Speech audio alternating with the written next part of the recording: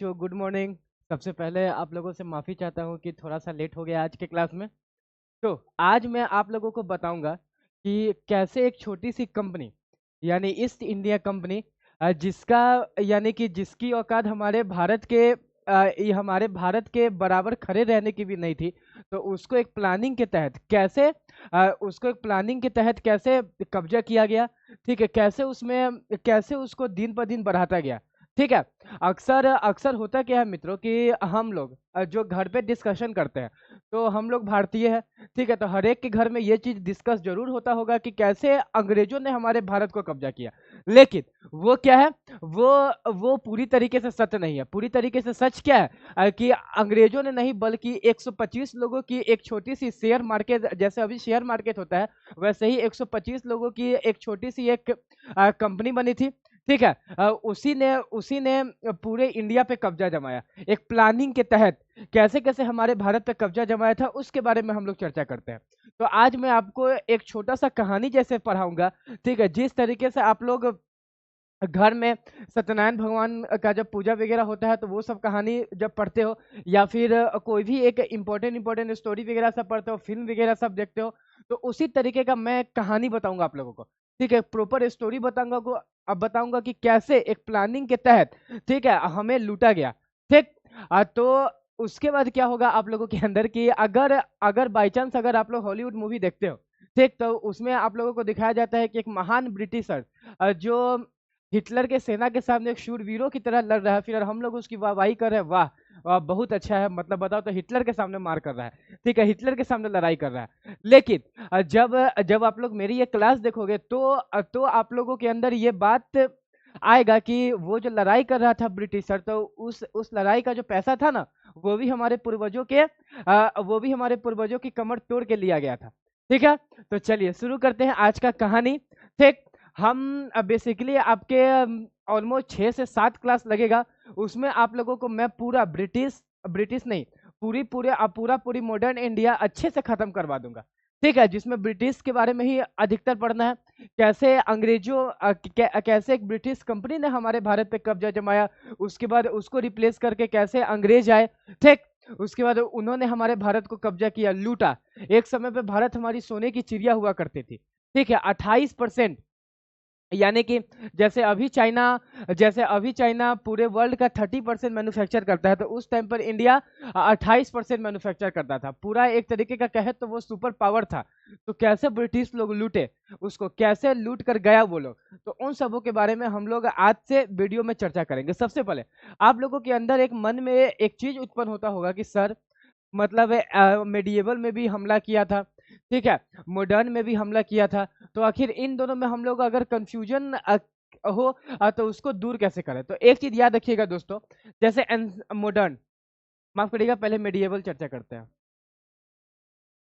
Medieval में मैंने आप लोगों को पढ़ाया था कि कैसे, मतलब मेडिएवल वाले लोग सबों के अंदर था कि हमको भारत पे कब्जा करना है।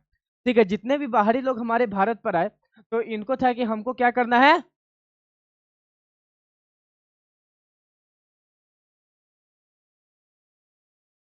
हमको भारत में कब्जा करना है।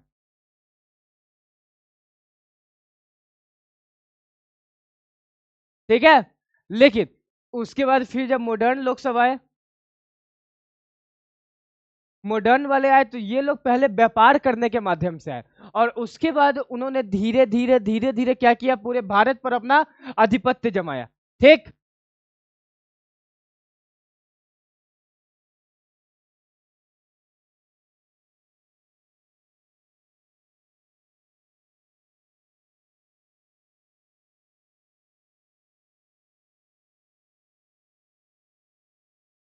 तो चलिए शुरू करते हैं आज का क्लास। इतना तो ऑलमोस्ट आप लोगों को समझ आ गया होगा। ठीक।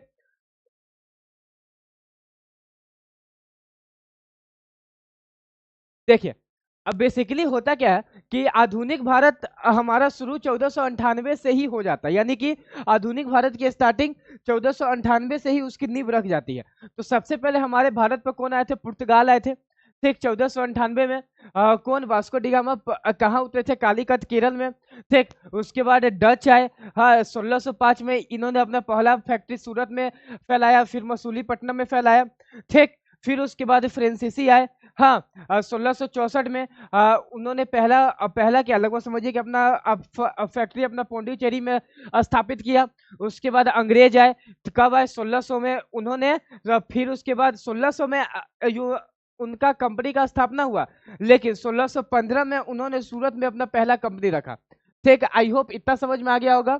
उसका एक ट्रिक है, ये थोड़ा सा उल्टा लिखा गया मेरे से, इसके लिए मैं माफी चाहूंगा। थोड़ा सा ट्रिक है, पहले पुर्तगाल फिर डच चले, अंग्रेज आए, फ्रेंच चले। ठीक है। कभी भी आप लोगों से पूछा जाए कि बताओ पहले कौन आया था, तो एक छोटी सी मेरी ट्रिक है, खुद की बनाई हुई ट्रिक है, उससे याद रखिएगा तो आप लोग नहीं भूलिएगा। पहले पहले पुर्तगाली पहले पुर्तगाली फिर डच चले, अंग्रेज आए, फ्रेंच चले।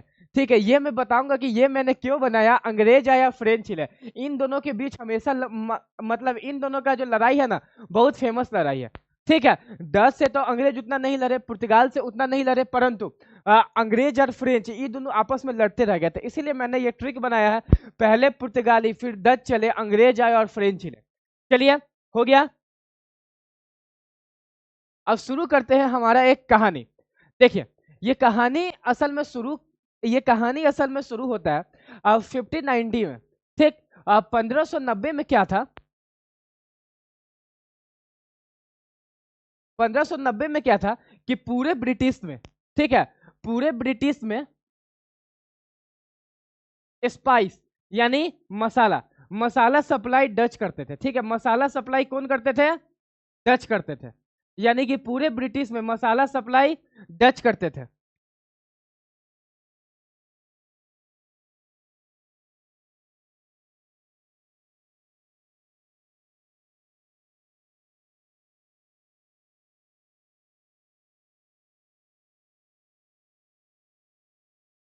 ठीक, क्या मैंने बताया कि पूरे ब्रिटिश में मसाला सप्लाई कौन करते थे दोस्तों? डच करते थे। कब करते थे? 1590 में। ठीक, उसके बाद क्या होता है मैं बताता हूं। लेकिन लेकिन उसके बाद क्या होता है कि धीरे धीरे डच क्या करते हैं कि अपना पैसा बढ़ा देते हैं। ठीक, जैसे कि मान के चलिए कि मैं पूरा सीतामढ़ी में मसाला सप्लाई कर रहा हूँ। ठीक, उसके बाद मैंने एकाएक उसमें 10 रुपया, 10 रुपया, 20 रुपया, 25 रुपया बढ़ा दिया। हाँ, तो उसी प्रकार से उस समय इंग्लैंड की करेंसी हुआ करती थी सिलोन। ठीक है, क्या हुआ करती थी अंग्रेज इसकी अ, इंग्लैंड की करेंसी स्टीलिंग। ठीक है, उस समय इसकी करेंसी हुआ करती थी, ब्रिटिश की करेंसी।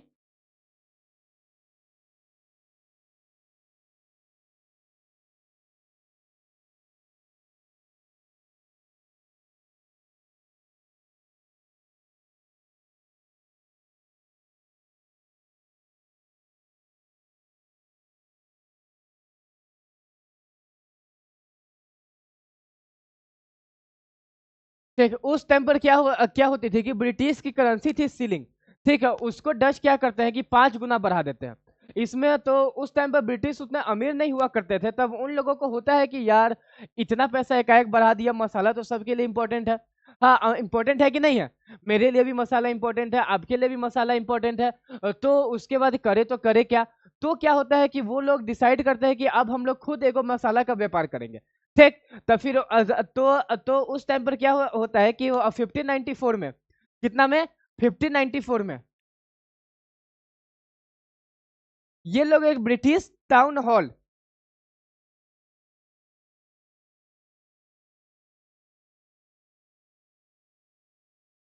24 गो रिच मर्चेंट का मतलब अमीर व्यापारी। ठीक है, 24 गो 1594 में 24 गो अमीर व्यापारी के साथ ये लोग लंदन के टाउन ऑफ हॉल में, ठीक है, लंदन के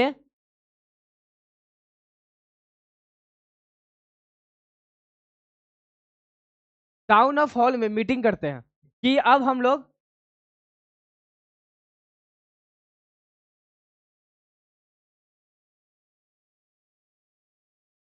लंदन के टाउन ऑफ हॉल में ये लोग मीटिंग करते हैं कि अब हम लोग अपना स्पाइस खुद जनरेट करेंगे, लेकिन उस टाइम पर उनके पास उतना पैसा नहीं था। तो फिर वो लोग क्या करते हैं कि 125 यानी कि 125 लोगों को इकट्ठा करते हैं। ठीक है, 125 जो बड़े बड़े बिजनेसमैन थे उनको इकट्ठा करते हैं।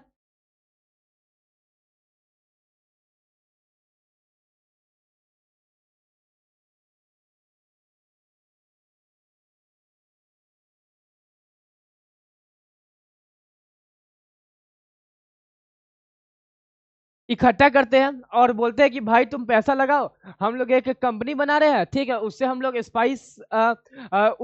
स्पाइस का व्यापार करेंगे, और फिर आज जितना तुम लोग पैसा लगाओ, तुम लोगों को कोई काम वगैरह नहीं करना है, काम यही 24 को रिच मर्चेंट करेंगे, ठीक है, तुम लोगों को बस पैसा लगाना है, और फिर यार इसका मैं आपको क्या करूंगा, प्रॉफिट कमा के दूंगा। तो वही 125 शेयर होल्डर मिलकर एक पैसा लगाए, और पैसा लगाने के बाद पैसा लगाने के बाद उन लोगों ने एक कंपनी बनाया, ठीक है। पैसा 125 शेयर होल्डर को इकट्ठा करते हैं,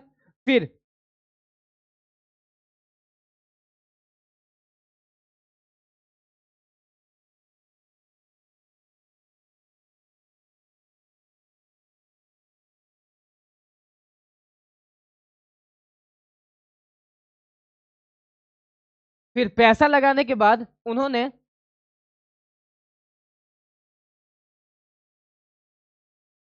एक कंपनी बनाया,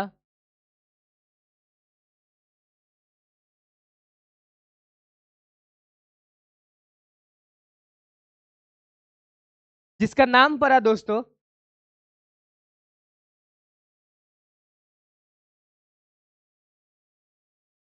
जिसका नाम पड़ा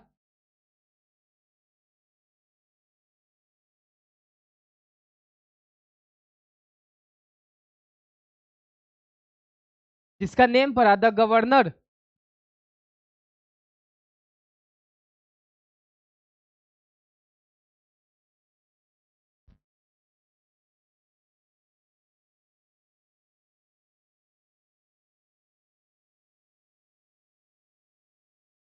the governor and company of merchant trading into east Indies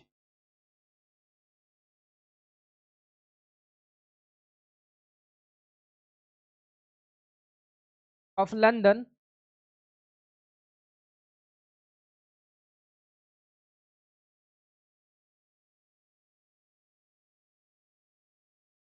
trading into east Indies.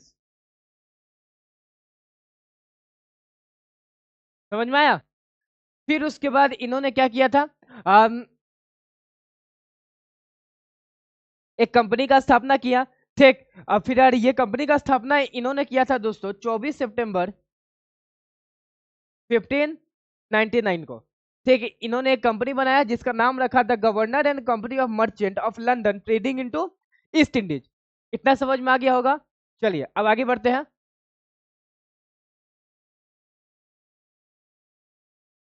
ये हमारी क्वीन एलिजाबेथ वन है, इनका नाम है क्वीन एलिजाबेथ। अभी मैंने इनका फोटो क्यों लगाया है, अभी थोड़ा देर वेट करिए, मैं बताता हूँ, ठीक।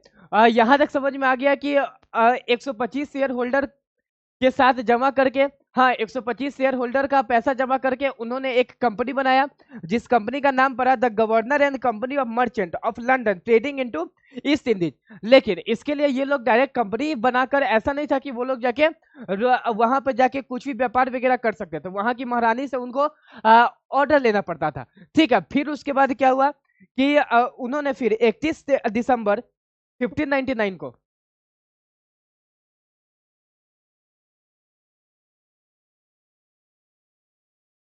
31 दिसंबर 1599 को दोस्तों,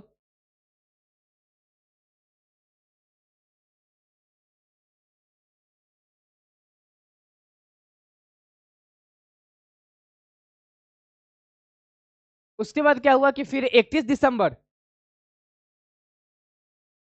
एक चीज मिस्टेक हो गया है,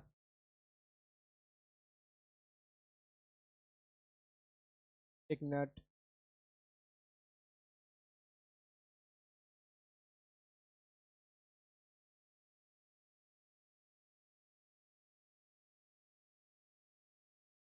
नहीं नहीं सही है। फिर क्या हुआ कि 31 दिसंबर 1599 को क्वीन एलिजाबेथ वन एक क्या करती है, क्वीन एलिजाबेथ वन एक अप्रूवल जारी करती है, ठीक है, एक एक रॉयल चार्टर। 31 दिसंबर 1599 को क्वीन एलिजाबेथ वन एक रॉयल चार्टर,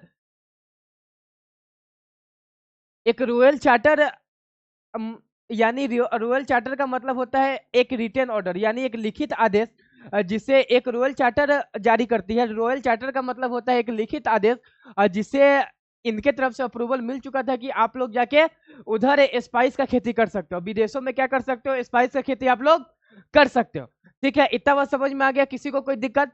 और बहुत जगह अब ईस्ट इंडिया कंपनी का स्थापना सन 1600 में लिखा रहता है।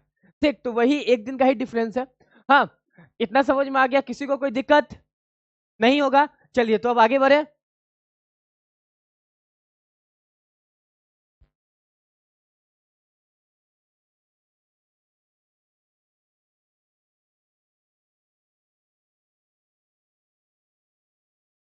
चलिए, अब इसके बाद क्या होता है वो मैं आप लोगों को बताता हूँ। ठीक, वो ऑर्डर दे दी। हाँ, क्वीन एलिजाबेथ वन जब ऑर्डर दे दी, उसके बाद क्या होता है कि इनको आदेश मिलता है कि हाँ, कि आप जाओ, आप जाओ, आप जाकर यानी स्पाइस का आप लोग कर सकते हो। ठीक है, स्पाइस का व्यापार आप लोग कर सकते हो, लेकिन उसमें था कि आपको केप ऑफ गुड और स्टेट ऑफ मलक्का दो को एक साइट है। ठीक है, उसी दोनों के बीच में, उसी दोनों साइड आपको केप ऑफ गुड के ईस्ट में और फिर स्टेट ऑफ मलक्का के वेस्ट में, ठीक है, उसी दोनों साइड आप लोगों को क्या करना है दोस्तों? उसी दोनों साइड आप लोगों को क्या करना है? व्यापार करना है। ठीक है, उसके बाद क्या होता है कि क्वीन एलिजाबेथ, मैं फिर से रिपीट कर दूं, उसके बाद क्वीन एलिजाबेथ वन एक रिटन ऑर्डर, जिसको रॉयल चार्टर बोलते हैं, वो आदेश जारी करती है कि आपको खेती करना, माफ करिएगा, आपको व्यापार करने का तो आदेश मिल गया है, लेकिन व्यापार आप लोग कहाँ कर सकते हो? केप ऑफ गुड के वेस्ट में और फिर स्टेट ऑफ मलाक्का के ईस्ट में। ठीक, उसी दोनों जगह आप लोग क्या कर सकते हो? व्यापार कर सकते हो। चलिए, तो अब मैं बता दूं, ये हमारा यूनाइटेड किंगडम हो गया। ठीक, और फिर यार इसे कहते हैं दोस्तों केप ऑफ गुड। ठीक, और फिर यार इसे कहते हैं स्टेट ऑफ मलक्का। ठीक, आपको बेसिकली इधर और इधर, इसी दोनों साइड आप लोगों को क्या करना है दोस्तों? व्यापार करना है। ठीक है, ऐसा कौन बोलता है? ऐसा कौन बोलती है? क्वीन एलिजाबेथ वन, क्योंकि बीच में जितने भी छोटे छोटे देश आते हैं उसमें ऑलरेडी ब्रिटिश की कुछ कुछ कंपनियां ऑलरेडी थी। ठीक है, उसके बाद क्वीन एलिजाबेथ वन बोलती है कि आप लोग व्यापार तो करिए। ठीक, उसके बाद क्वीन एलिजाबेथ वन बोलती है कि आप लोग व्यापार तो करिए, हाँ, लेकिन व्यापार करने के बाद आपका कोई दूसरा कंपनी नहीं जाएगा, क्योंकि ऑलरेडी उस जगह पर कंपटीशन टफ होगा।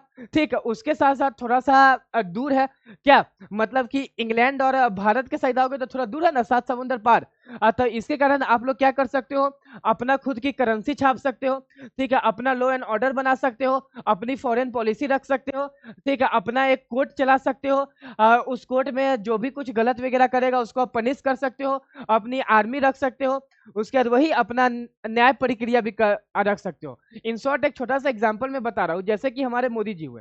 ठीक, मोदी जी ने, मोदी जी हुए, हाँ, मोदी जी बोले भाई मुकेश अंबानी को कि माफ करिएगा, अंबानी जी हुए, अंबानी जी आए मोदी जी के पास। हाँ, उन्होंने कहा कि भाई ऑस्ट्रेलिया में बहुत ज्यादा स्पाइस वगैरह उग रहा है, ठीक है, हमको वहां पर आप खेती करने का, माफ करिएगा, हमको वहां पर आप एक व्यापार करने का आदेश दे दीजिए।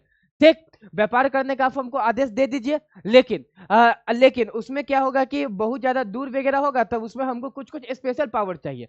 तो फिर मोदी जी बोले कि ठीक है, तुम अपना करेंसी भी छाप सकते हो, अपना लॉ एंड ऑर्डर भी मेंटेन कर सकते हो, अपना आर्मी भी रख सकते हो, क्योंकि दूर है। हाँ, वहां से हम अपना कितना इंडियन आर्मी को भेजते रहेंगे, तुमको जिस तरीके से सही लगता है उस तरीके से तुम वहां पर ऑस्ट्रेलिया में जाकर काम कर सकते हो। लेकिन यही है कि मैं एक और चीज आपको बोल रहा हूँ, अंबानी जी की, आप यानी कि वहां पे ऑस्ट्रेलिया में कोई दूसरी और कंपनी नहीं आएगी। ठीक है, आएगी तो सिर्फ आप ही की कंपनी वहां पे काम करेगी, क्योंकि वहां पर कंपटीशन ऑलरेडी टफ होगा।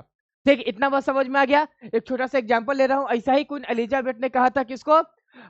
ब्रिटिश को, माफ करिएगा, ईस्ट इंडिया कंपनी के जितने भी शेयर होल्डर थे उनको। ठीक, तो अब आगे बढ़े। चलिए, ये कौन थे? उसके बाद क्या होता है दोस्तों? उसके बाद क्या होता है, पहले एक छोटा सा एक और चीज देख लीजिए।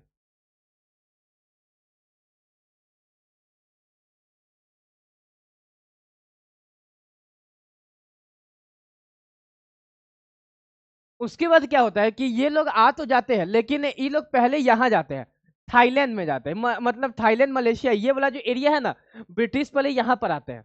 ठीक है, ब्रिटिश पहले कहाँ आते हैं? ब्रिटिश पहले यहाँ पर आते हैं, लेकिन यहाँ पर इनकी दाल गलती नहीं है, क्योंकि यहाँ पर ऑलरेडी किसका व्यापार चला था? डच।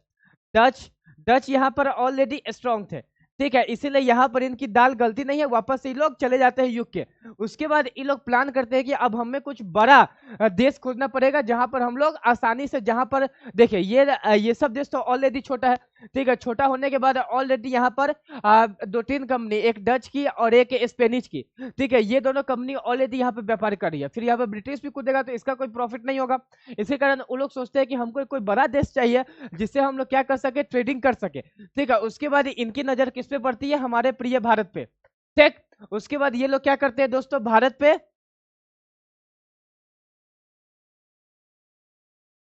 आने का क्या करते हैं ये लोग? प्लानिंग करते हैं, ठीक। उसके बाद अब आगे मैं बताता हूं क्या होता है। ये है हमारे विलियम हॉकिंस, इनका नाम हुआ विलियम हॉकिंस।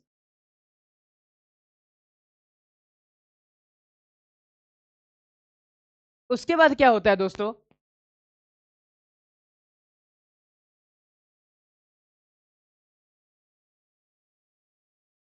24 अगस्त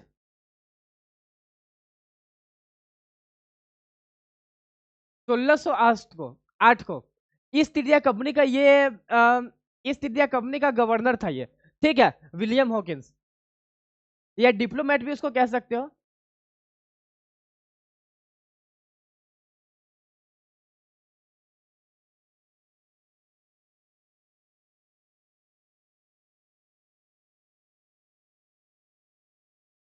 ईस्ट इंडिया कंपनी का ये डिप्लोमेट था विलियम हॉकिंस, ठीक है, ये अपने शिप के साथ, इसके शिप का नाम था हेक्टर।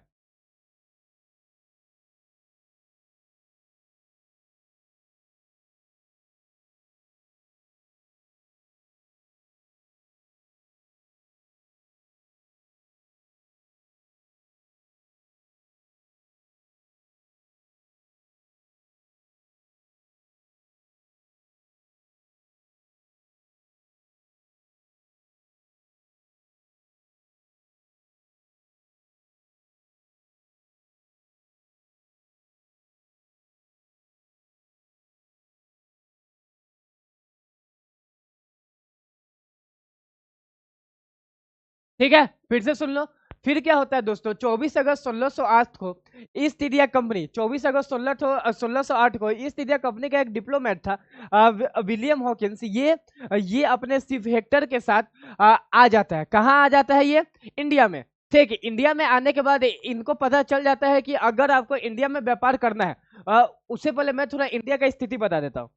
विलियम हॉकिंस के आने से पहले मैं थोड़ा आपको इंडिया का स्थिति बता देता हूँ, जिससे आप लोगों को समझने में और सही होगी। ठीक है, ये था हमारा इंडिया का स्थिति। पूरा जगह मुगल एम्पायर का वर्चस्व था, ठीक है। उस टाइम पर मुगल एम्पायर 12 स्टेट में डिवाइडेड था। कितना स्टेट में डिवाइडेड था मित्रों? 12 स्टेट में डिवाइडेड था। और फिर हर एक स्टेट का अपना एक नवाब या अपना एक सूबेदार होता था, जिसे अभी हम लोग गवर्नर के नाम से जानते हैं, ठीक है। पर स्टेट का एक सूबेदार या एक गवर्नर होता था।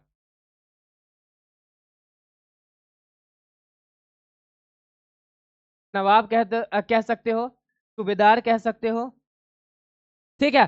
पर स्टेट का एक नवाब और एक सूबेदार होता था, ठीक। अब फिर पर स्टेट का एक नवाब और सूबेदार होता था, और मेनली इनका कोर्ट कहाँ था? आगरा में था, ठीक है। मेनली लोग मुगल्स कहाँ पे रहते थे? आगरा में रहते थे। और फिर वहीं पर जो 12 को स्टेट का जो सूबेदार और गवर्नर वगैरह सब जो होता था, नवाब वगैरह सब, वो सब क्या करते थे? मुगल को टैक्स देते थे। जैसा कि आप देख सकते हैं कि पूरा जगह मुगल एम्पायर इधर, ठीक है, ये हो गया हमारा पाकिस्तान का इलाका, ये पूरा इस साइड, बस एक छोटा सा साउथ वाला इलाका, इधर आपका विजयनगर किंगडम वगैरह सबका रूल चलता था, ठीक। तो विलियम हॉकिंस को लग जाता है कि अगर हमको राज करना है, या माफ करिएगा, अगर हमको व्यापार करना है, तो हमको इससे अंग्रेजों से, मुगल से मिलजुल कर रहना पड़ेगा। अगर हमको व्यापार करना है तो हमको मुगल से मिलजुल कर रहना पड़ेगा। तो इसी के कारण ये थोड़ा सा चापलूसी करते हैं, ठीक है। चापलूसी क्या करते हैं कि मुगल बेसिकली अफगान के थे, ठीक है। तो फिर ये क्या करते हैं कि अफगान पैजामा वगैरह सब पहन वहन के फिर टूटी फूटी अफगानी बोलने का कोशिश करते हैं, लेकिन इनकी बात क्या होती है, जमती नहीं है। ठीक है, इसके बाद ये क्या करते हैं, वापस चले जाते हैं इंग्लैंड। उसके बाद क्या होता है, उसी बीच में क्या होता है कि क्वीन एलिजाबेथ वन की डेथ हो जाती है। ठीक है, क्वीन एलिजाबेथ वन की डेथ हो जाती है। उसके बाद वहां के एक न्यू राजा बनते हैं, किंग चार्ल्स वन। ठीक, उसके बाद किंग चार्ल्स वन क्या करते हैं दोस्तों, फिर किंग चार्ल्स वन को ईस्ट इंडिया कंपनी का जो गवर्नर होता है वो बोलता है कि भाई भाई अब आप ही कुछ करिए, आप ही अपना कोई डिप्लोमेट भेजिए। ठीक है, क्योंकि ऐसे तो हम लोगों से तो मुगल्स मान नहीं रहे। ठीक, हाँ, तो उसके बाद इनका नाम था थॉमस रू। क्या नाम था इनका, थॉमस रू।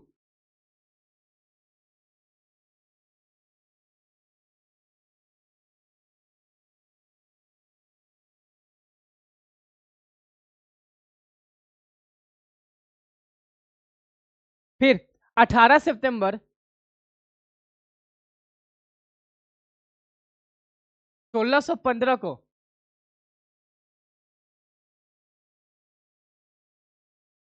थॉमस रू वापस से आते हैं जहांगीर के कोर्ट में। ठीक, 18 सितंबर 1615 को दोस्तों, 18 सितंबर 1615 को थॉमस रू कहाँ आते हैं, जहांगीर के कोर्ट में, यानी जहांगीर के सभा में। तो शुरू में तो इनकी बात नहीं बनती है, लेकिन 3 साल लगातार बात वगैरह करने के बाद, ठीक, शुरू में तो इनकी बात नहीं बनती है, फिर 3 साल लगातार बात वगैरह करने के बाद 1618 में जहांगीर एक फरमान जारी करते हैं। हाँ,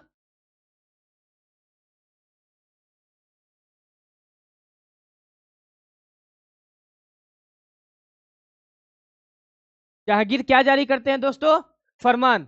ठीक है, फरमान में स्पेशली वही था, फरमान में स्पेशली वही था कि जैसे क्वीन एलिजाबेथ वन ने जैसे क्वीन एलिजाबेथ वन ने जारी किया था, क्या जारी किया था, जैसे क्वीन एलिजाबेथ वन ने अपना रॉयल चार्टर जारी किया था। ठीक है, जो एक रिटर्न आदेश कि हाँ तुम आके बाहर आके व्यापार कर सकते हो, ऐसे ही जहांगीर एक फरमान जारी करते हैं जिसके थ्रू था कि आओ तुम अपना कंपनी तो फैला सकते हो, यानी कि तुम अपना कंपनी तो बना सकते हो, माफ करिएगा, तुम अपना कंपनी का स्थापना तो कर सकते हो, लेकिन कहाँ कर सकते हो, समुद्री तट पर। क्यों, क्यों कर सकते हो भाई समुद्री तट पर, क्योंकि ऑलरेडी वहां पर किसका बरजस था, क्योंकि ऑलरेडी वहां पर पुर्तगाल ट्रेड कर रहे थे, और फिर मुगल्स पुर्तगाल को धोखे में नहीं रखना चाहते थे या उनको गुस्सा नहीं दिवाना चाहते थे। ठीक है, क्योंकि ऑलरेडी वहां पर उन दोनों का पार्टनरशिप अच्छा चल रहा था, तब फिर वो उन लोगों को नाराज नहीं करना चाहते थे। ठीक है, गुस्से में नहीं दिलाना चाहते थे, तब इसी के कारण अंग्रेजों को आदेश दिया जाता है कि आप समुद्री जगह, यानी कि जो भी समुद्र वाला इलाका है, जैसे बंबई हो गया, ठीक, मसूलीपट्टनम हो गया, सूरत हो गया, मतलब उस सब साइड आप अपना क्या करते हैं, कंपनी स्थापना आप लोग कर सकते हो। आशा करता हूं इतना समझ में आया होगा। फिर आगे बढ़ते हैं।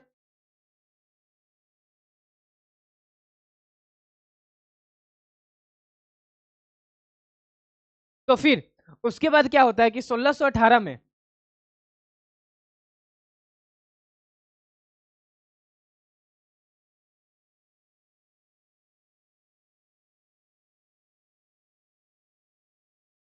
इनका फर्स्ट कंपनी सूरत में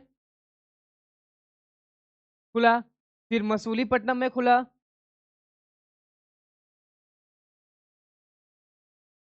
फिर मसूलीपट्टनम, फिर पटना, जो बंद हो जाता है। पटना क्या हो जाता है दोस्तों, बंद हो जाता है। ठीक, उसके बाद क्या होता है सो देखिए,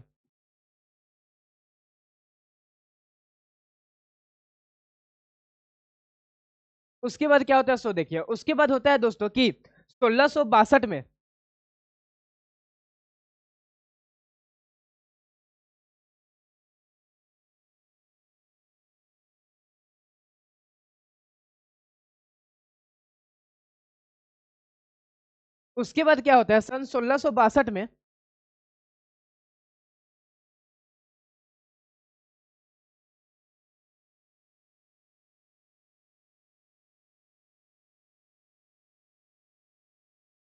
1662 में क्या होता है कि वो जो किंग चार्ल्स रहते हैं, ठीक है, क्वीन एलिजाबेथ वन की जो डेथ हो जाती है, उसके बाद वहां के न्यू राजा बनते हैं किंग चार्ल्स। हाँ, किंग चार्ल्स, उसके बाद किंग चार्ल्स क्या करते हैं, पुर्तगाल का जो राजा था उसकी एक बेटी थी कैथरीन।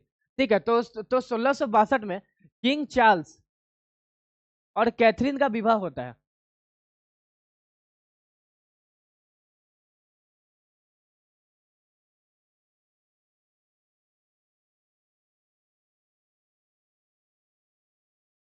जिससे उनको दहेज में एक आइलैंड मिलता है,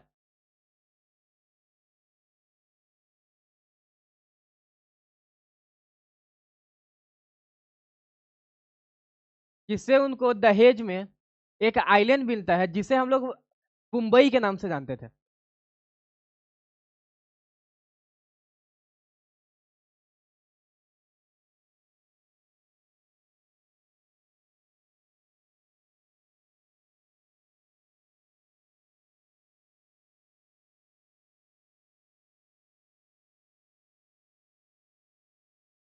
जिसे मुंबई, जो कि अभी का क्या है, बॉम्बे, जिसे हम लोग मुंबई, जो कि अभी का मुंबई या बॉम्बे कहिए, ठीक है, बॉम्बे तो पहले था, अभी मुंबई हो गया है।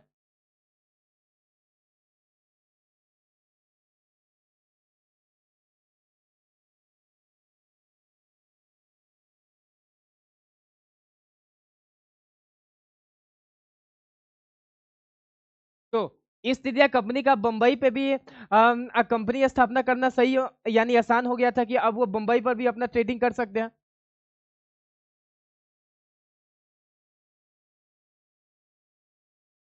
ठीक है, यही है जो ये जहांगीर है। ठीक है, फिर यहाँ पर फरमान जारी हो रहा है। समझ में आया इतना?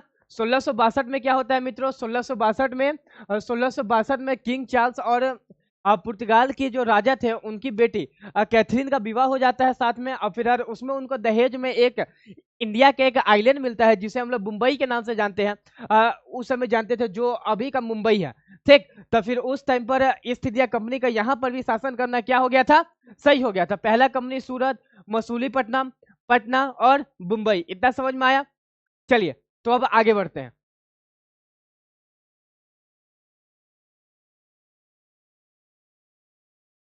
अब फिर क्या होता है कि ये लोग चाहते हैं कि अब हम अपना साम्राज्य थोड़ा फैलाए। ठीक है, तो उस टाइम पर विजयनगर अंपायर थोड़ा सा वीक चल रहा था।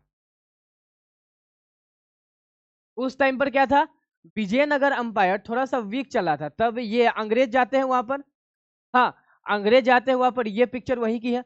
अंग्रेज जाते हैं वहां पर, खूब उनको बहलाते हैं, फुसलाते हैं, पटाते हैं कि हाँ हमको अब आप यहाँ पर आकर ये कंपनी खोलने दीजिए। ठीक है, इससे आपका भी फायदा होगा, हम लोग आपको पैसा वगैरह सब देंगे।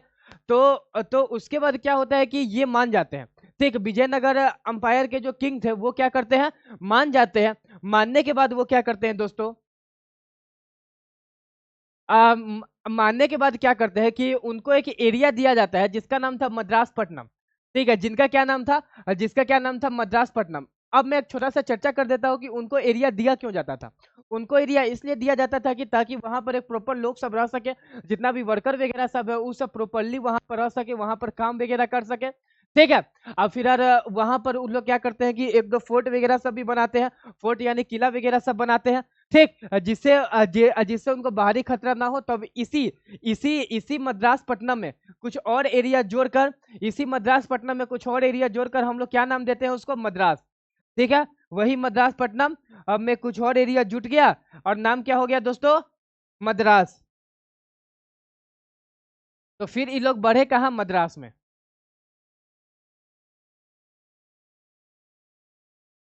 ठीक,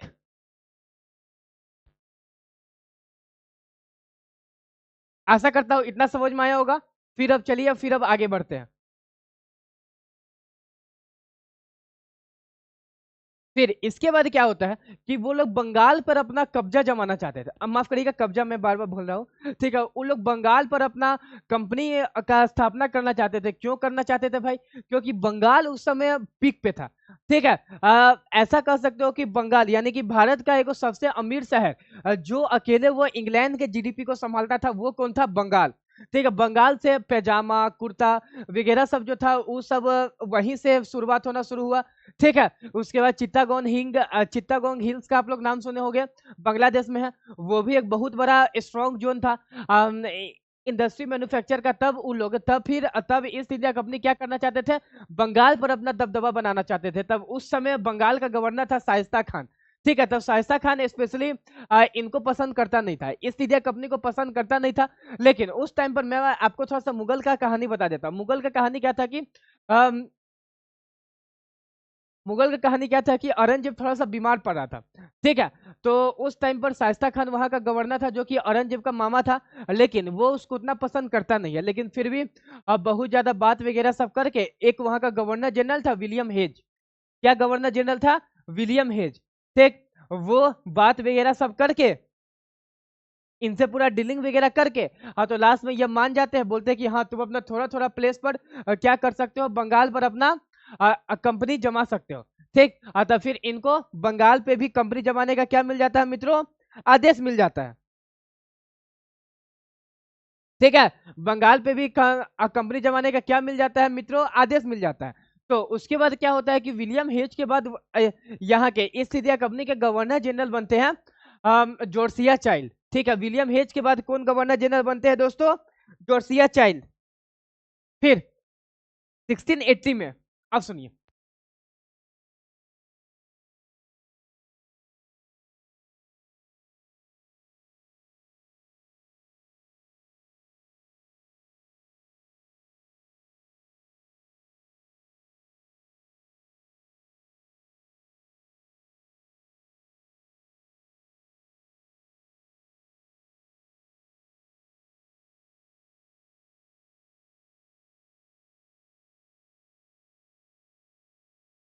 ईस्ट इंडिया कंपनी के गवर्नर जनरल बनते हैं कौन? जोसिया चाइल्ड। जोसिया चाइल्ड क्या करते हैं?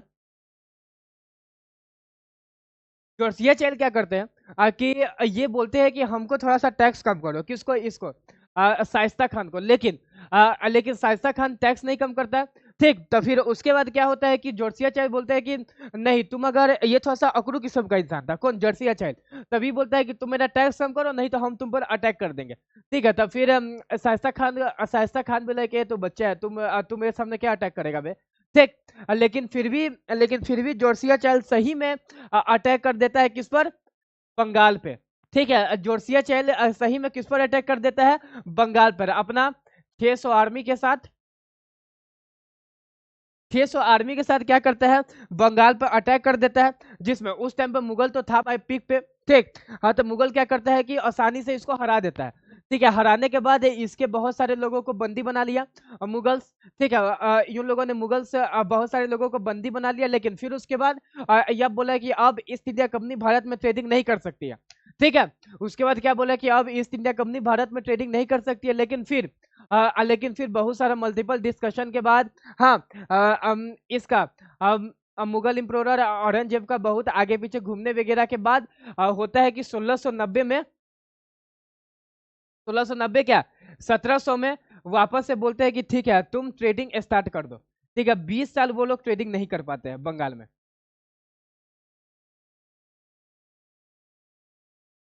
ट्रेडिंग स्टार्ट कर दो, लेकिन बस तुमको ट्रेडिंग करना होगा, ट्रेडिंग के अलावा और कुछ नहीं करना होगा। ठीक है, बस तुमको क्या करना होगा? ट्रेडिंग करना होगा, ट्रेडिंग के अलावा और कुछ नहीं करना होगा। तो फिर उसके बाद क्या होता है वो सुनिए अब।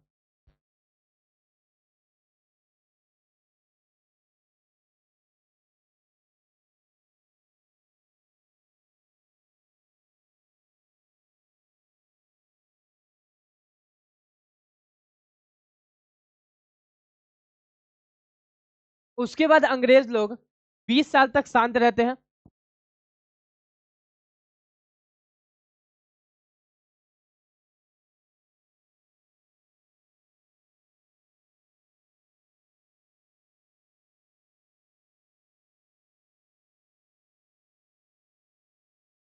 उसके बाद अंग्रेज लोग 20 साल तक शांत रहते हैं। हाँ, 20 साल तक शांत रहने के बाद, ठीक है, 1620, 1625, 1630, यानी कि वो लोग शांत रहते हैं। हम असल मौका का तलाश करते रहते हैं कि कब लोहा गर्म हो कि हम लोग अपना हथौड़ा मार दे। ठीक है, तो शांति से उनको जहां भी मौका मिलता है वहां पर अपना कंपनी का इस्टेब्लिशमेंट करके फिर वापस से अपना, यानी जो भी ट्रेडिंग वगैरह है वो लोग अपना स्टार्ट कर देते हैं। लेकिन वो लोग इस छोटे से युद्ध से वो लोग ये चीज समझ गए थे कि हमको पॉलिटिकल पावर लेना बहुत ज्यादा जरूरी हो गया है, बहुत इंपॉर्टेंट हो गया है। तो उसके बाद क्या होता है कि औरंगजेब का डेथ हो जाता है। औरंगजेब के डेथ के बाद बहुत सारे राजा बनते हैं। ठीक है, तो उसमें से एक राजा आता है शाह आलम वन। ठीक, उसमें से एक राजा कौन आता है? शाह आलम वन। शाह आलम वन में क्या था कि शाह आलम वन राजा आते हैं। ठीक है, तो फिर इस समय इस समय मुगल एम्पायर बहुत ज्यादा वीक हो गया था। और फिर अब बहुत सारे प्रोविंस थे, यानी बहुत सारे स्टेट वगैरह सब थे, वो सब अपने आप को इंडिपेंडेंट घोषित कर लिए थे कि अब हम मुगल्स को कोई भी टैक्स वगैरह सब नहीं देंगे, हम क्या हो गया, अब इंडिपेंडेंट हो गए, यानी हम लोग क्या हो गया, अब आजाद हो गए। ठीक है, आजाद हो गए। लेकिन उसमें से बस एक बंगाली था जो क्या करता था, टैक्स देता था। बाकी उतना कोई खास कोई टैक्स देता नहीं था। तब इधर से ब्रिटिश क्या करते हैं कि इसको शाह आलम वन को, हाँ हाँ, बहुत ज्यादा गिफ्ट वगैरह सब भेज के थोड़ा सा बहला के फुसला के अब बोलते हैं कि भाई अब तुम हमको बंगाल में वापस से आदेश दे दो कि अब हम लोग ज्यादा मात्रा में फैक्ट्री वगैरह का स्थापना कर सके। ठीक है, फैक्ट्री वगैरह सबका स्थापना कर सके। और फिर स्थापना करने के बाद हम लोग क्या करें, स्थापना करने के बाद हम लोग क्या कर सके, फैक्ट्री वगैरह का स्थापना करें। ठीक है, स्थापना करने के बाद हम तुमको टैक्स भी थोड़ा कम दे, फिर धीरे धीरे बढ़ेगा तो टैक्स देंगे, लेकिन अभी थोड़ा सा टैक्स हम लोगों का थोड़ा कम कर दो। तो शाह आलम वन पूरा खुश होके बोले कि चलो भाई ठीक है, अब हम तुम लोगों का क्या करते हैं, टैक्स थोड़ा सा कम कर देते हैं। ठीक, फिर फिर टैक्स कम करने के बाद क्या हुआ था दोस्तों, ये देखिए, उस टाइम पर बंगाल का गवर्नर, न्यू गवर्नर जनरल बनता है सिराजुद्दौला।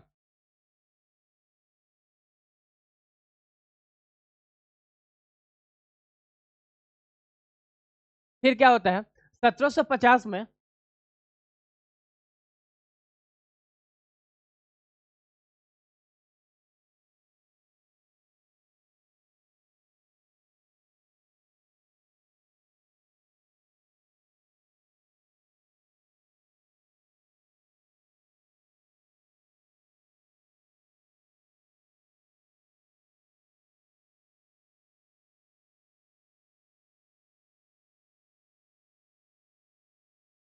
सिराजुद्दौला बंगाल का न्यू गवर्नर बनता है, कौन, सिराजुद्दौला। ठीक है, उसके बाद सिराजुद्दौला जब बंगाल का न्यू गवर्नर बनता है तो ये अंग्रेजों को उतना पसंद नहीं करता है। जब आप लोग पूछोगे कि भाई पसंद क्यों नहीं करता है, तो ये मतलब ये अंग्रेजों का, ऐसा कह सकते हैं कि अंग्रेजों का पूरा समझ चुका था कि इनकी मेन माइंडसेट क्या है। ठीक, उसके बाद लेकिन फिर भी भाई मुगल एम्पायर का आदेश है, तो फिर बोलता है कि ठीक है चलो टैक्स थोड़ा सा कम कर देते हैं, लेकिन तुमको हमारे लोकल्स को जॉब देकर अच्छा खासा रुपया देना पड़ेगा। लेकिन ईस्ट इंडिया कंपनी क्या करती है, वो काम नहीं करती है। ठीक है, लोकल्स को हायर तो कर लेती है लेकिन बहुत कम कम में, समझो कि एज लाइक शोषण करती रहती है। तब इससे सिराजुद्दौला को बहुत ज्यादा गुस्सा आता है। उसके बाद ये क्या करते हैं, सिराजुद्दौला अटैक कर देते हैं, किस पर, सिराजुद्दौला ईस्ट इंडिया कंपनी पर अटैक कर देते हैं, इसका बहुत सारा फोर्ट वगैरह सब जला देते हैं। ठीक, फोर्ट वगैरह सब क्या करते हैं दोस्तों, जला देते हैं, कौन, सिराजुद्दौला। फोर्ट मतलब समझ रहे होंगे, किला वगैरह सब जला देते हैं सिराजुद्दौला। उसके बाद किला वगैरह जलाने के बाद क्या होता है, किला वगैरह जलाने के बाद क्या होता है कि अंग्रेज के बहुत सारे ऑफिसर को ये लोग कैद कर लेते हैं। ठीक है, कैद करने के बाद इनको जेल में ही मार दिया जाता है। ठीक, जेल में मारने के बाद अब जेल में मारने के बाद उस टाइम पर अंग्रेज का गवर्नर जनरल था रोबोट क्लाइव। अंग्रेज नहीं, उस टाइम पर ईस्ट इंडिया कंपनी का गवर्नर जनरल था ये रोबोट क्लाइव। ठीक है, अभी सोचता है कि बाबू अब तो सबक सिखाना पड़ेगा इसको, अब हद हो गया है। ठीक है, अब तो क्या करना पड़ेगा, सबक सिखाना पड़ेगा, अब तो बहुत ज्यादा हद हो गया है। तो उसी बीच क्या होता है दोस्तों,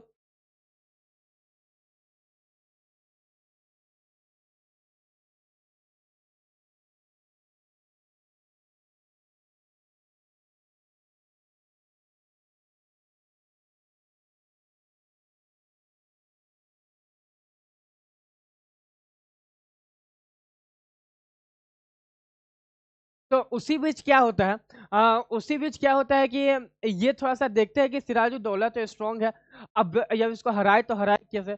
तो इसके सिराजुद्दौला और फिर ये हमारा ये हो गया जगत सेठ, इसका नाम था जगत सेठ। तो उस बीच क्या होता है कि ऐसे समझिए कि एक बंगाल का बहुत बड़ा बिजनेसमैन था जगत सेठ। ठीक है, तब इसको आज इसके और सिराजुद्दौला के बीच हमेशा कंट्रोवर्सी चलती रहती है। ठीक, तो फिर चलती रहती है, तब अंग्रेज क्या करते हैं, इनसे हाथ मिला लेते हैं, कि आओ तुम हमको फंडेड करो। मतलब अब अगर सिराजुद्दौला अगर हारेगा, ठीक है, सिराजुद्दौला अगर हारेगा तो फिर हारने के बाद हम तुम्हारा बहुत ज्यादा सपोर्ट करेंगे। ठीक है, अब वो चीज होता है। हाँ, वो चीज होने के बाद यही सिराजुद्दौला के ही आर्मी का एक जनरल होता है मीर जाफर। ठीक है, सिराजुद्दौला की आर्मी का एक जनरल होता है मीर जाफर। हाँ, जो भी चाहता है कि अब हम सिराजुद्दौला को मार के हाँ, सिराजुद्दौला को मार के हम ही क्या करें, उस पर अपना आधिपत्य जमाए। ठीक है, सिराजुद्दौला को मार के हम ही बंगाल का नया नवाब बने। ठीक है, तो फिर अंग्रेज बोलता है कि सॉरी, ईस्ट इंडिया कंपनी का वो जो गवर्नर जनरल था रॉबर्ट क्लाइव, वो कहता है कि चलो ठीक है, हम सेम चीज करेंगे। ठीक, तो वो तीनों हाथ मिलाकर युद्ध का, यानी कि ये दोनों हाथ मिलाते हैं। ठीक है, और फिर ये जो था सिराज, ये मीर जाफर तो उस समय इसके सिराजुद्दौला के साथ ही रहता है, दिखाने के लिए कि हाँ भाई हम तुम्हारे साथ है। अतः फिर ये दोनों मिलकर ब्रिटेन इस पर अटैक कर देते हैं, किस पे, बंगाल पे। और फिर उस लड़ाई को हम लोग बैटल ऑफ पलासी के नाम से जानते हैं। ठीक है, बंगाल पे क्या कर देते हैं ये लोग, अटैक कर देते हैं दोस्तों। और फिर उस अटैक को हम लोग किस नाम से जानते हैं, बैटल ऑफ पलासी, यानी पलासी का युद्ध।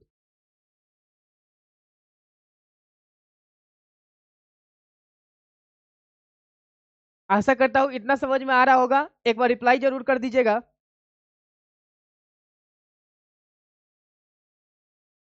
जितने भी लोग लाइव देख रहे हैं, एक बार रिप्लाई जरूर कर दीजिएगा अपना कीमती।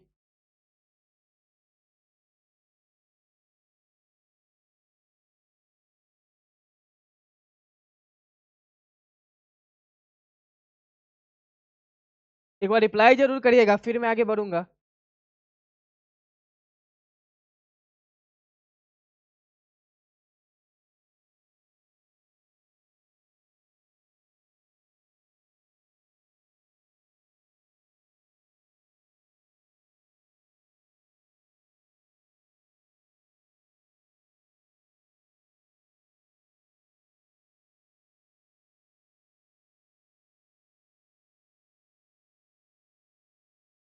एक बार रिप्लाई जरूर कर दीजिएगा।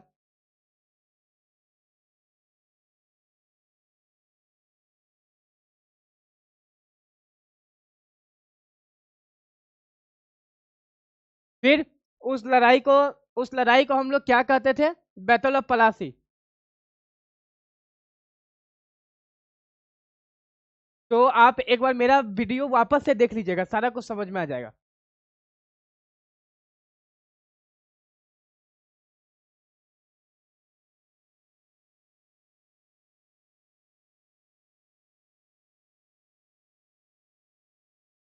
उस लड़ाई को हम लोग क्या कहते थे, बैटल ऑफ पलासी, जो कि कब हुआ था, 23 जून 1757 में।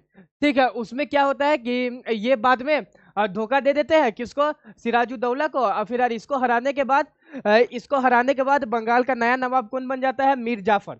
उसके बाद क्या होता है दोस्तों, बंगाल का नया नवाब तो मीर जाफर बन जाता है। ठीक है, बंगाल का नया नवाब बन जाता है मीर जाफर। हाँ, मीर जाफर नया बंगाल का नया नवाब बनने के बाद वो पूरा अंग्रेज का एक पॉपेट था। ठीक है, यानी कि जो अंग्रेज चाहता था वही मीर जाफर करता था। अंग्रेज बोलता कि दिन में चांद उगता है, तो फिर मीर जाफर बोलता कि हाँ ठीक है, दिन में चांद उगता था। तो फिर इस बीच में क्या हुआ कि लोकल का प्रोटेस्ट होना शुरू हो गया। कहाँ प्रोटेस्ट होना शुरू हुआ,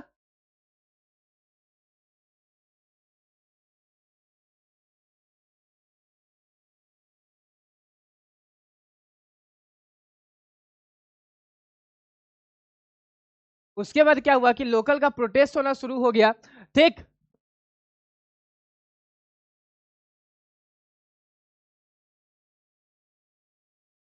उसके बाद क्या हुआ कि लोकल का प्रोटेस्ट होना शुरू हो गया। तब लोकल का प्रोटेस्ट के बाद क्या होता है कि मीर जाफर को रिप्लेस कर दिया जाता है। फिर बंगाल का नया गवर्नर बनता है मीर कासिम।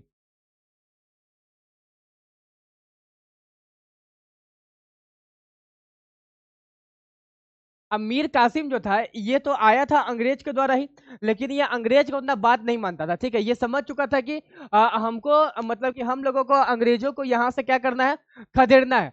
तो एक समय क्या होता है कि जब बहुत ज्यादा टैक्स वगैरह बढ़ा दिया जाता है ब्रिटिश ईस्ट इंडिया कंपनी के द्वारा, तो मीर कासिम,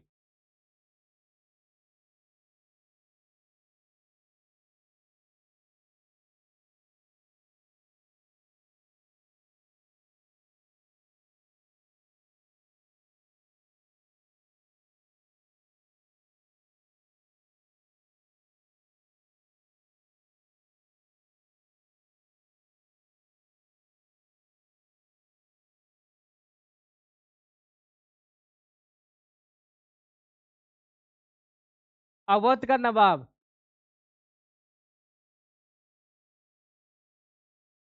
शुजाउद्दौला। ठीक, मीर कासिम अवध का नवाब शुजाउद्दौला, उसके बाद मुगल इम्प्रोरर शाहजहां टू।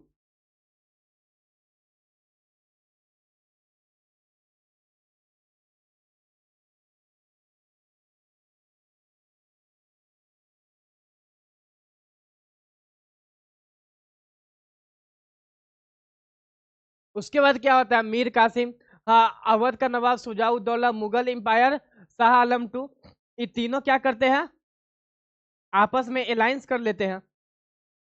अब बोलते हैं कि अब हम फिर से अब अंग्रेज पे हमला करेंगे।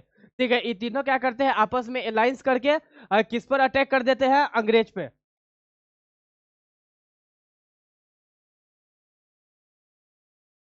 यानी कंपनी पे। याद रखिएगा, मुझे अभी गलती से अंग्रेज बुला रहा है, बट मैं यहाँ पर कंपनी का शब्द यूज करना चाहता हूँ, क्योंकि उस टाइम पर कंपनी का रूल था, अंग्रेज का नहीं। ओके।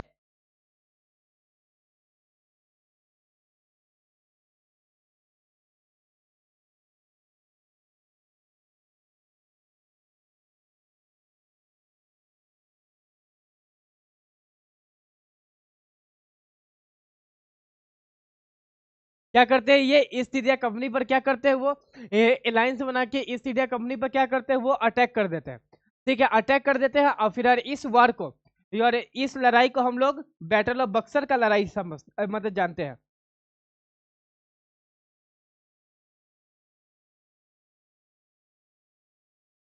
यानी बक्सर का युद्ध।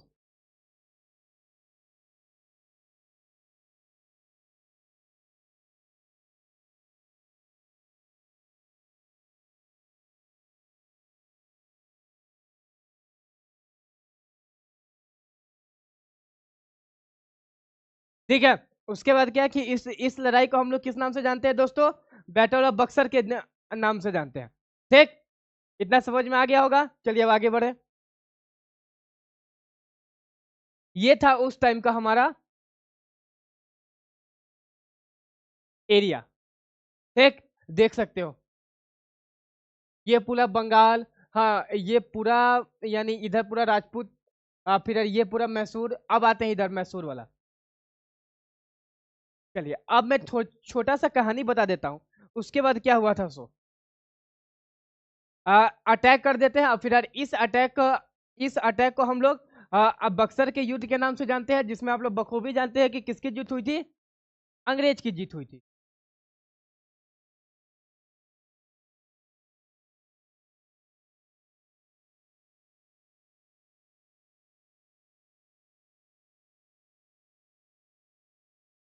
अब दोस्तों उसके बाद क्या हुआ था, अब सुनिए। बैटल ऑफ बक्सर की लड़ाई के बाद, ठीक है, बैटल ऑफ बक्सर की लड़ाई के बाद अंग्रेज,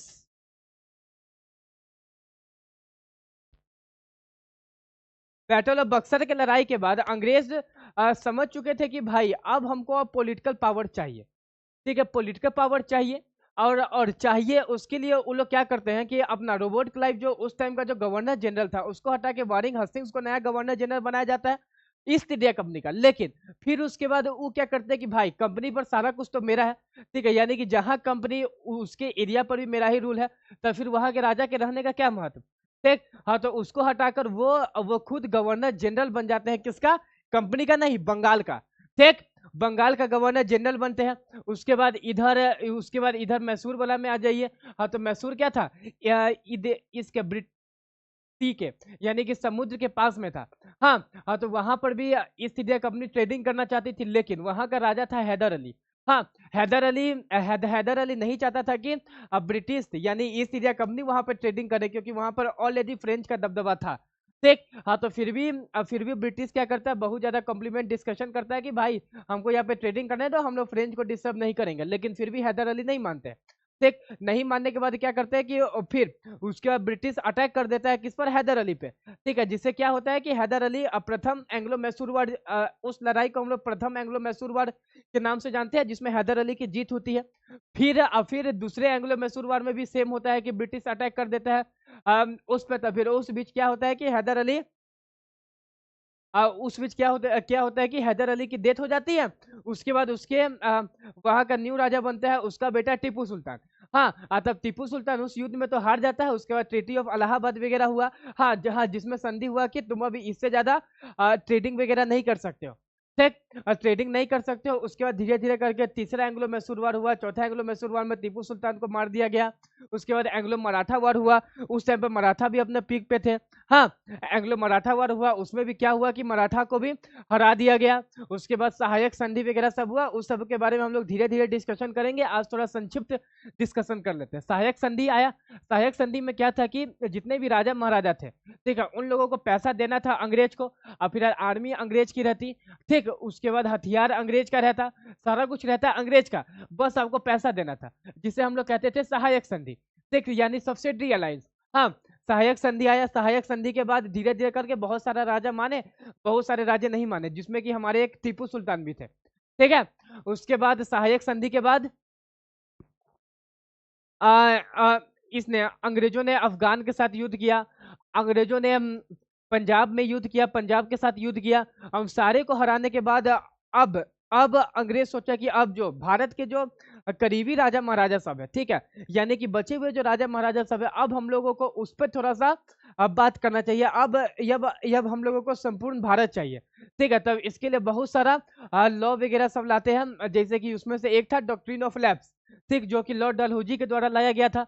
डॉक्ट्रिन ऑफ लैप्स में था कि जितना भी तुम्हारा यानी कि तुम्हारा अगर खुद का बच्चा नहीं है, ठीक है, तब फिर तब तुम्हारा पूरा साम्राज्य किसको मिल जाएगा? अंग्रेज को मिल जाएगा। वो था डॉक्ट्रिन ऑफ लैप्स, ठीक। तो उन सबों के बारे में हम लोग धीरे धीरे चर्चा करेंगे, जिसमें रानी लक्ष्मीबाई शुरू में तो मान जाती है, लेकिन बाद में डिस्टर्ब करती है। उसके बाद करते करते 1857 का युद्ध आ जाता है। उसके बाद 1857 के युद्ध के बाद 1857 के युद्ध के बाद 1858 से ईस्ट इंडिया कंपनी को हटा कर ब्रिटिश खुद रूल करता है। किस पर? इस पर, इंडिया पे, ठीक। ब्रिटिश खुद रूल करता है इंडिया पे। 1858 से 1947 तक ब्रिटिश का रूल रहता है। उससे पहले ईस्ट इंडिया कंपनी का शासन चलता है हमारे भारत पे, ठीक है। उसके बाद फिर 1885 में कांग्रेस का स्थापना, और फिर वहां से आप लोगों का संपूर्ण शुरू होता है कि कैसे कैसे हमें आजादी मिली। तो उसका वीडियो मैं फुल डालूंगा यूट्यूब पे भी, आजादी, ठीक। तब तक में अगर इतना अगर समझ में आया हो तो एक बार कमेंट जरूर कर दे, ठीक है। आज के लिए इतना ही। फिर हम लोग मिलेंगे अब अगले शुक्रवार को सुबह वही 9 या 9:05 के करीब में। आप लोग हाजिर रहिएगा। आज हम लोगों ने पलासी का युद्ध जाना, बक्सर का युद्ध जाना। उसके बाद हम लोग अब आगे पढ़ेंगे मैसूर का युद्ध। हाँ, उसके बाद एंग्लो मराठा, यानी मराठा से जो युद्ध हुआ था सो, ठीक। फ्रेंच का युद्ध, हाँ, फ्रेंच का युद्ध हुआ सो, हाँ, उन सबों के बारे में हम लोग शुक्रवार को डिस्कशन करेंगे। उसके बाद शनिवार को 1857 का युद्ध। हाँ, उसके बाद रविवार से कांग्रेस का, रविवार से आप लोगों का 3 दिन भारतीय राष्ट्रीय कांग्रेस चलेगा। उसके बाद आप लोगों का मॉडर्न इंडिया खत्म। आज के लिए इतना ही। धन्यवाद।